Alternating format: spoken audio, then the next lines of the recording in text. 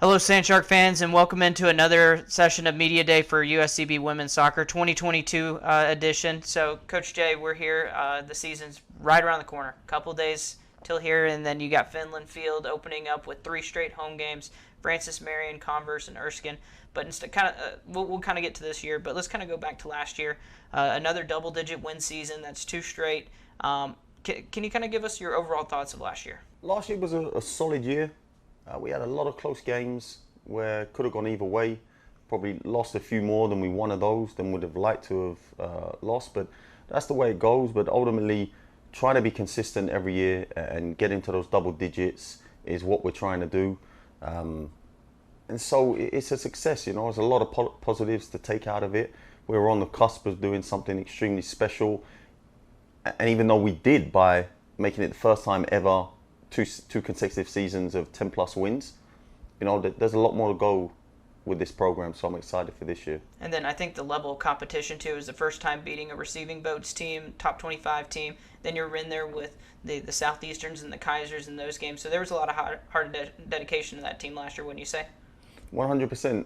I think every year, the last 3 years, probably been a progressive trend in our level as a program, squad, team, and in the level of competition.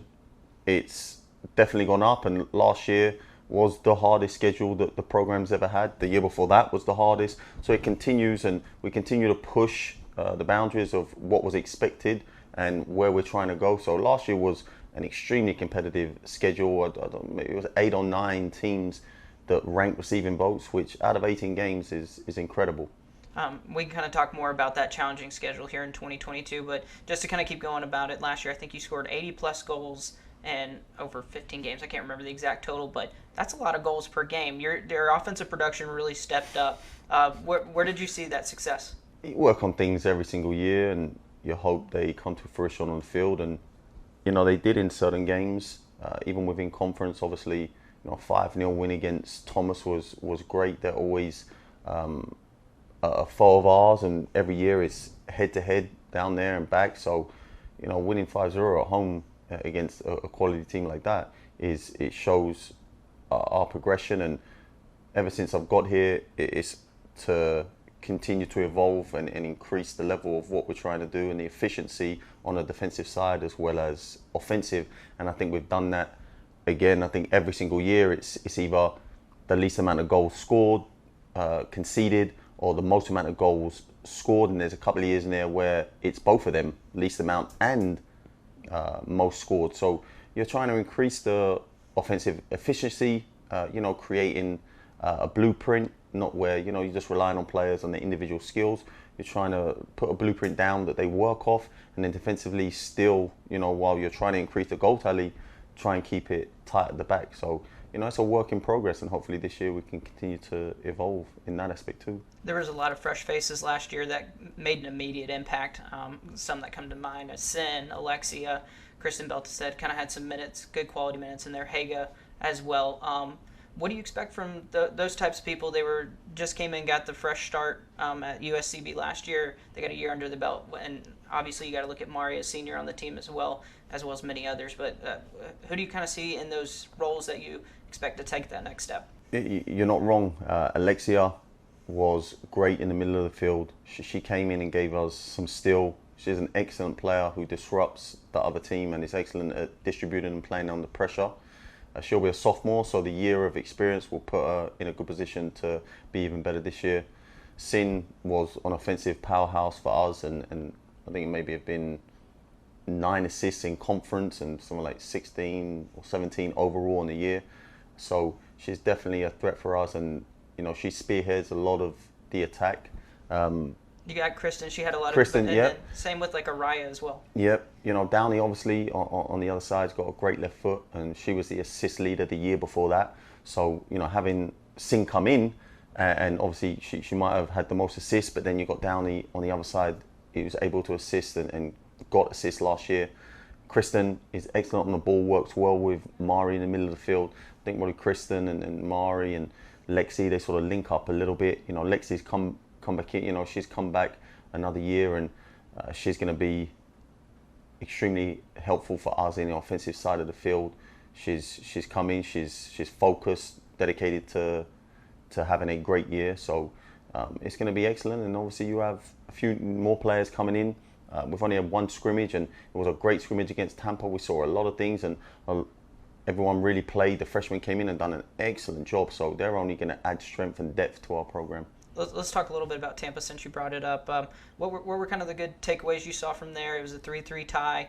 I think you scored 2-3 straight goals to open the game against a really good D2 team. Well, they scored first. Didn't like that. But again, like you said, they're a good program, and good programs are going to create some chances sometimes.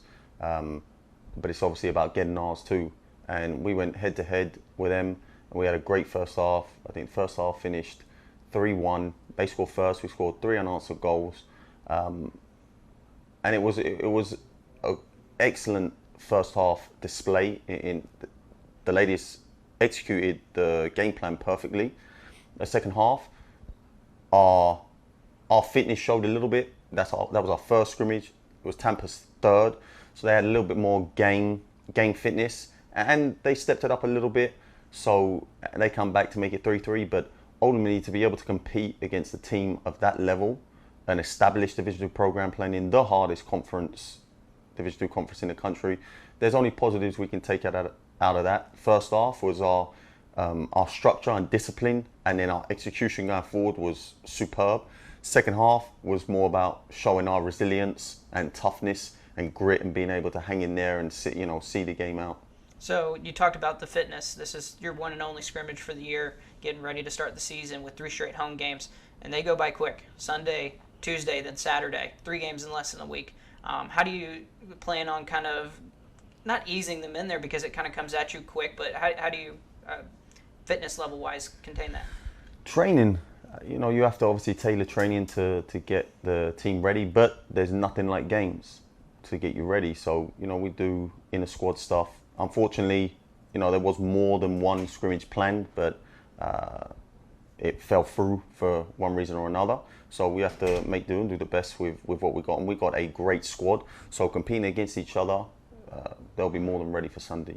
So let's kind of talk about this year's team.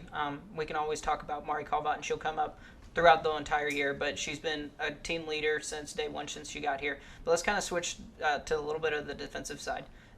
Your center backs have kind of been the heart and soul of this team since you've been the head coach here. Goalkeepers as well. You got Emily Worrell returning, and then there's a lot of depth at goalkeeper. Can you talk a little bit about that defensive mindset that you have going forward? This year is probably the first year that we've really had the depth and competition, from the goalkeeper position. Cam De Silva transferred in from another school in North Carolina this spring, so she got a chance to work with a team in the spring, which is important, and give Emily some competition. And I brought in another 2 goalkeepers, Gemma Kiesler from New Jersey, an excellent shot stopper, and Grayson Asher from Atlanta, who is excellent at reading the game, playing with the feet. So there's a lot of they all have different qualities. But ultimately all of a high level, so the competition at that position is only going to help them excel. We haven't touched on it, but obviously the assistant coach that was hired, Brian Silvestri, he's already been doing a great job, and you can see the evidence of his work in the goalkeepers' play.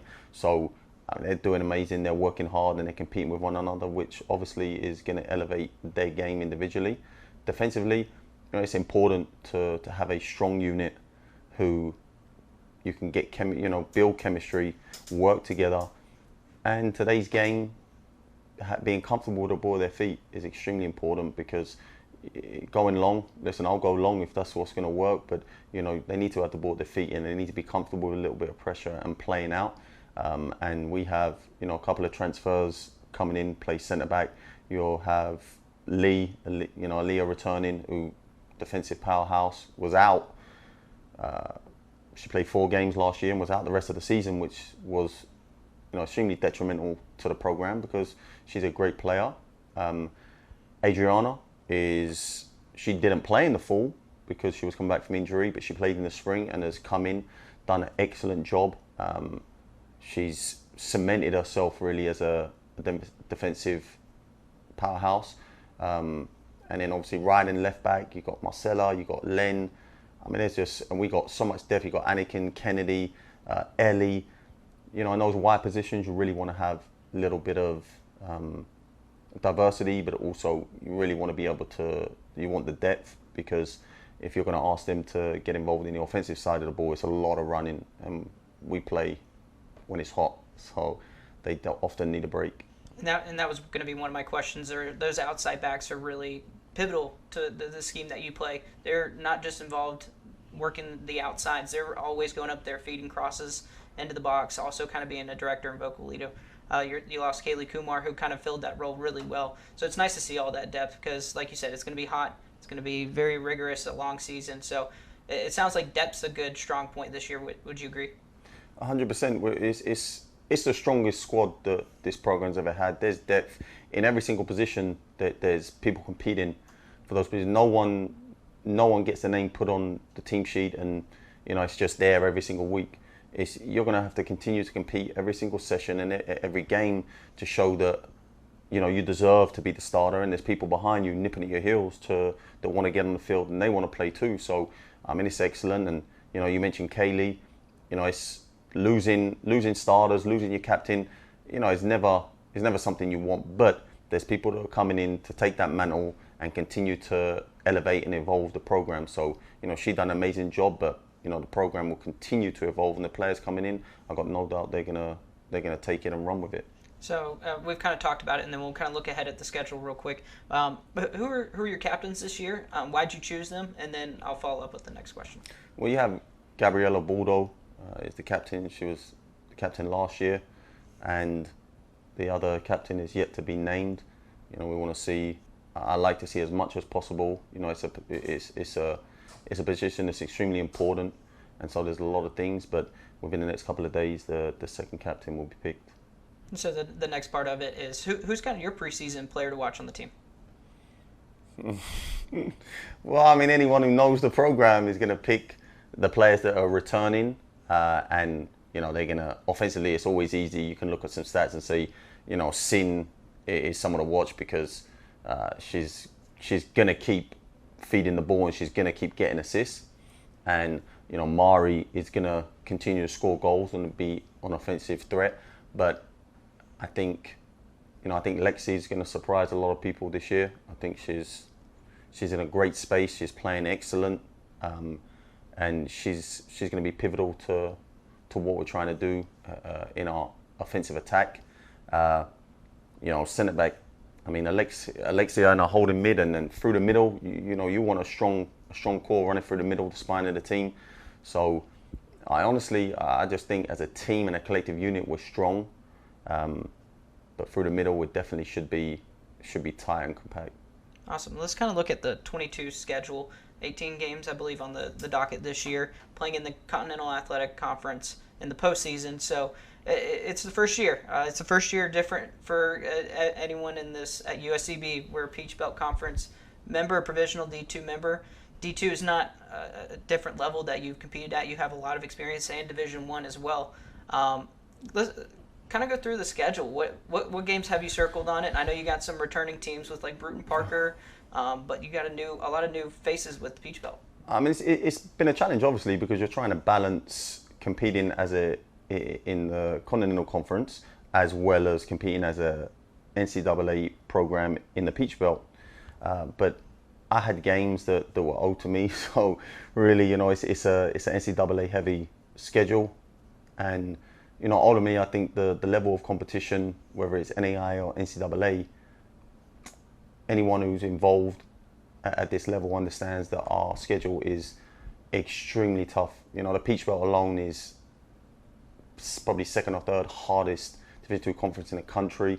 So the level of play within that conference is going to be the most challenging we've ever faced. And then outside the conference, we still have teams that are going to continue to challenge us, and NCAA programs. You mentioned Francis Marion coming in, and then Converse, and then Erskine. These are all, interstate rivalries. So, that first week, I really wanted to challenge the program and our team, and we're playing at home. So I'm confident we can go out and execute what we're going to do. But those interstate rivalries, we want to put a stamp that we're here and we can compete. So the Peach Belt announced their preseason conferences. We talked about it off camera about that, but I think a lot of that is a lot of these teams in the Peach Belt don't really know USCB. They've kind of seen the name, they've seen what this team is and this program has done, but projected to finish towards the bottom of the pack. Do you use that as motivation? Do you kind of how do you view those? Towards the bottom, yeah, 10th out of 11th. Look, the coaches don't know our program. You look at it and say, okay, they're coming into a new conference. They've not looked at who we've played. They've not watched film of ours. They're going off the programs that they've played against and, their common opponents for the last however many years. So I don't take it as any slight. My motivation and the team's motivation doesn't change because of that. We're going to go out and we're going to compete and we're going to do the best we can regardless of where we was projected to finish. All right, let's kind of, to wrap this up, how do you, you're very non-conference heavy in the beginning, obviously, with most of the schedules for soccer, but what kind of goals do you have in the beginning part of the season? Where do you kind of want to see your team lining up right when that Peach Belt season and then towards the end, and then you move into the Continental Tournament? The goal is to take one game at a time and focus on that and not get too carried away with looking forward. As a coach, my goal, of course, is to make the Continental Conference tournament and make the final of that, get to the national tournament. All those in the future, I have, and I believe we're capable, we have the talent, but you've got to take one game at a time and you can't look too far past what's in front of you because you can get distracted. We're playing good teams and you've got to take care of what's in front of you. So, early on we want to hit the ground running. I think historically we've started well. And I'm looking to do the same thing again. You want to build confidence. You want to get some wins before going into the conference schedule. We have Clayton State away on September 10th. Not too far away at all. A few weeks we'll be heading to Clayton State and opening up conference. So, it's building our confidence before that and then going there and, as I say, competing. I want to win. I want to win every single game I'm going to play. But I want to compete and put us in a position to win. It's unrealistic to say I believe we can win every game, yes, but you just want to put yourself in positions where you can win. And ultimately, I believe in the players, and I believe that they're going to be able to execute what we're trying to do. And I'm just looking forward to a great, exciting year in a new conference with a new year and a new team. Well, I was already excited. You made me even more excited. I don't know if that's really too possible. So looking forward to a great 2022 season. We open the 2022 year with 3 straight home games beginning on Sunday against Francis Marion, kickoff at Finland Field at 2 p.m., followed by non-conference games with Converse and Erskine. And Coach, good luck this year. We'll see you back here doing these interviews throughout the year. Thank you.